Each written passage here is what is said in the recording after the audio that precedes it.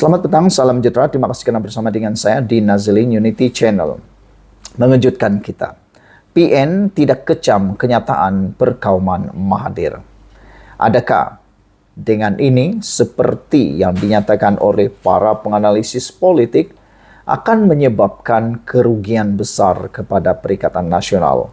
Adakah dengan kenyataan seperti ini, para penyokong akan memboikot sepenuhnya Perikatan Nasional, dan pastinya Perikatan Nasional sampai bila-bila pun tidak akan menjadi kerajaan tanpa sokongan, khususnya daripada Borneo dan daripada kaum bukan Melayu.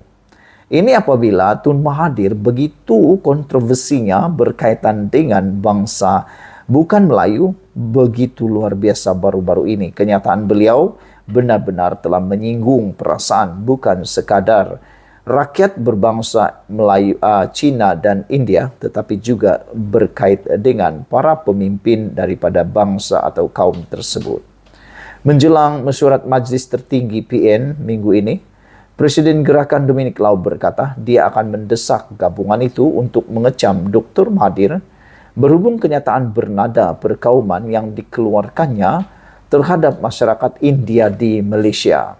Bagaimanapun, sama ada perkara itu dibangkitkan atau tidak, atau ada sebarang keputusan dibuat, adalah tidak jelas.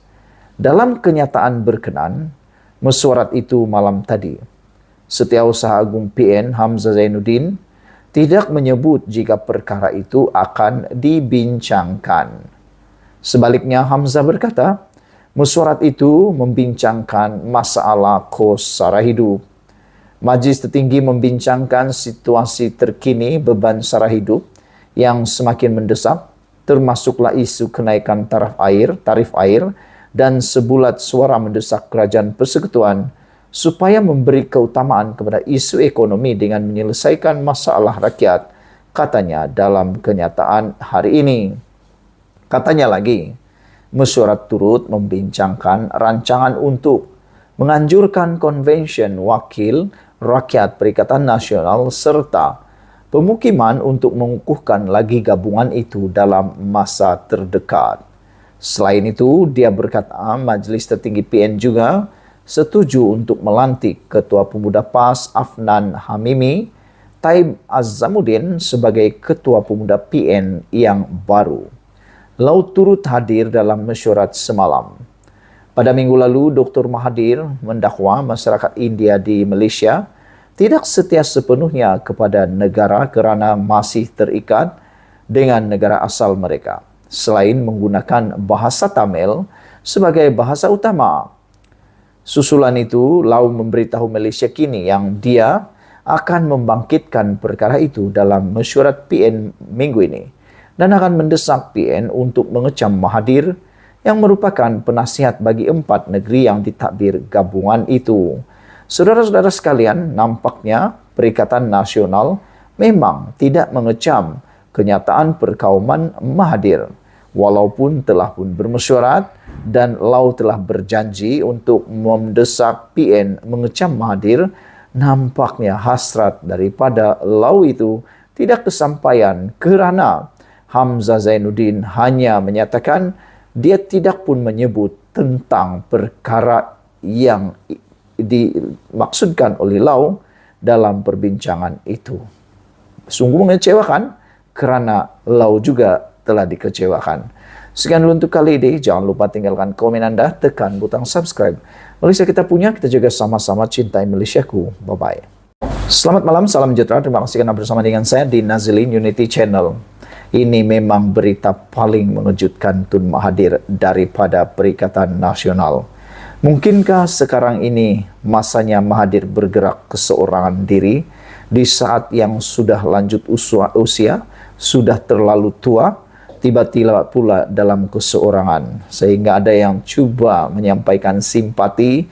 Kata mereka, jangan sampai Tun Mahathir akan meninggalkan dunia ini dalam kesunyian dan keseorangan. Hari ini, satu lagi kenyataan daripada komponen Perikatan Nasional menyatakan Muhyiddin dan pemimpin Perikatan Nasional tak sokong kenyataan Dr. Mahathir. Maknanya mereka sendiri tidak bersetuju dengan kenyataan yang diberikan, yang dinyatakan oleh Tun Mahathir Mohamad. Pemimpin Perikatan Nasional tidak menyokong kenyataan Dr. Mahathir Mohamad bahwa masyarakat India di Malaysia tidak setia sepenuhnya kepada negara, kata Presiden Gerakan Dominic Lau.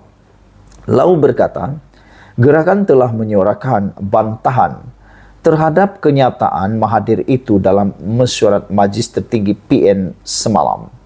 Pengerusi PN Muhyiddin Yassin dan pimpinan PN juga menyatakan tidak menyokong kenyataan yang dikeluarkan oleh Mahathir, katanya dalam kenyataan hari ini.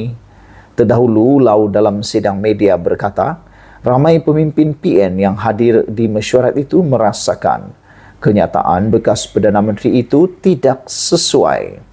Dia juga berkata, Mahathir mungkin membuat kenyataan itu kerana sudah tua. Bekas Perdana Menteri itu akan masuk usia 99 tahun pada Julai ini.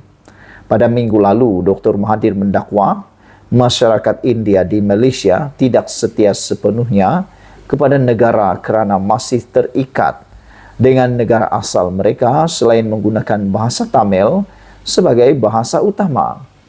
Susulan itu, Lau memberitahu Malaysia kini yang dia akan membangkitkan perkara itu dalam mesyuarat PN minggu ini dan akan mendesak PN untuk mengecam Mahathir yang merupakan penasihat bagi 4 negeri yang ditadbir gabungan itu.